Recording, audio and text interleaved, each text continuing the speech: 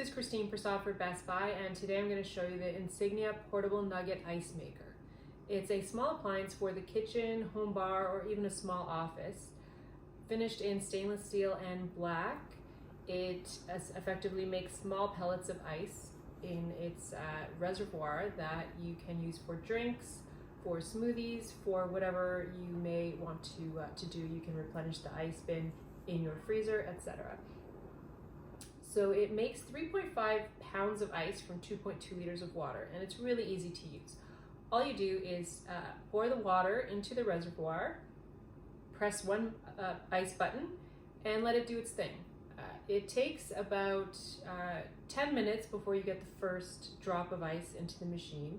From there, I tested a few times, and it's about just over 3 hours to get the full 3.5 pounds.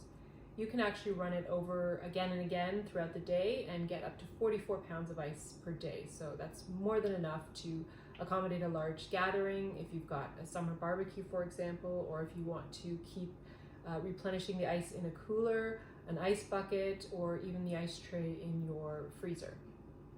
Now keep in mind it does run quite loud. I would liken it to a loud dishwasher, so it's sort of like a constant dull hum in the background, and occasionally you'll hear the ice pellets drop. So if you have a refrigerator with a built-in ice maker, you know that when the ice drops, you'll kind of hear the loud sound, and sometimes it can startle you. So that's what happens with this machine. When the ice comes down, it might make you jump for a second, and you'll hear it every now and then as the ice keeps coming out of the unit. It's nothing that's super distracting, so if I was having this running in the kitchen, I could work in the living room and it wouldn't really bother me. If I was right next to it like I am now, I probably would have a little trouble working, but most of the time when you have this running, it's probably for a gathering or for a party or in the basement while you're doing other things, so you're not really going to notice the noise and it's not going to bother you. But keep in mind that you can hear it.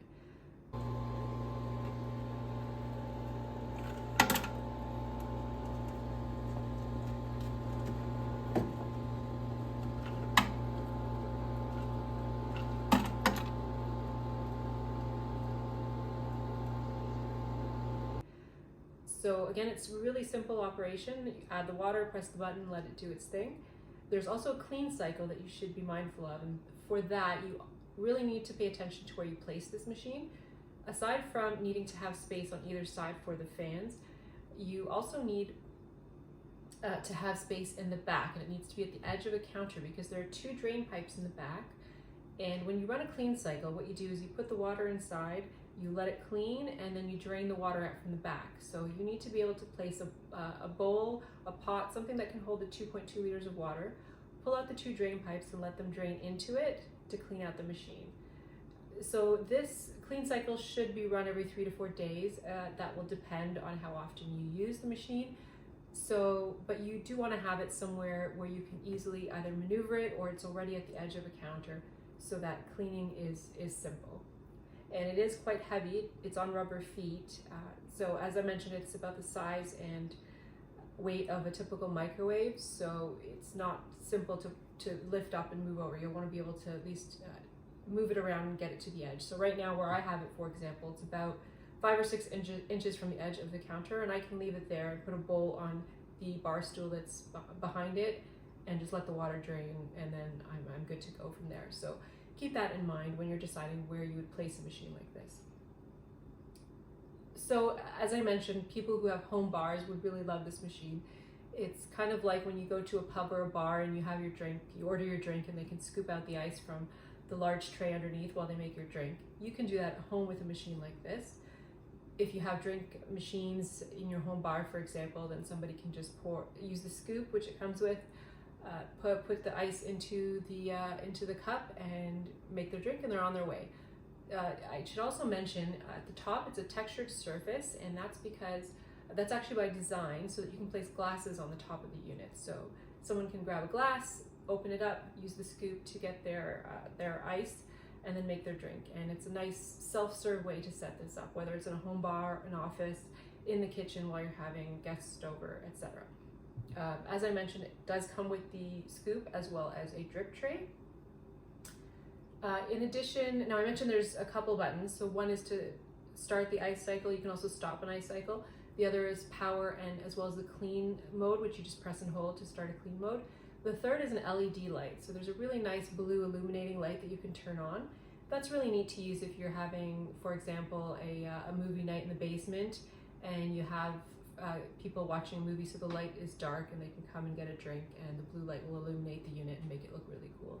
So that's a really nice added touch. So in addition to drinks and smoothies, there are a lot of other reasons that you might want to have so much ice in the house.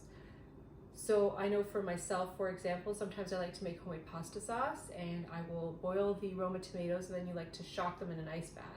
I can never get enough ice from the ice maker in my refrigerator to accommodate this, or I have to hold the bowl up and let it run and run and run.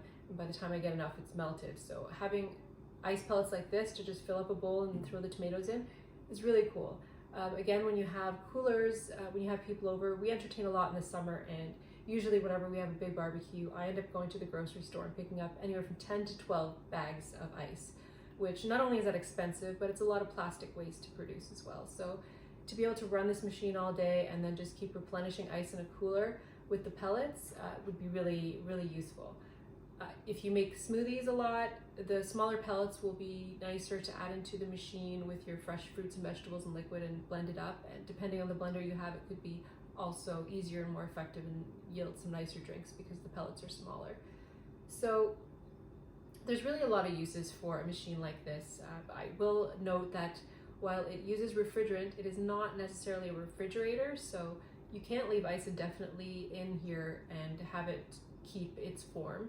So I ran a cycle at about noon one day. It was done at about 3.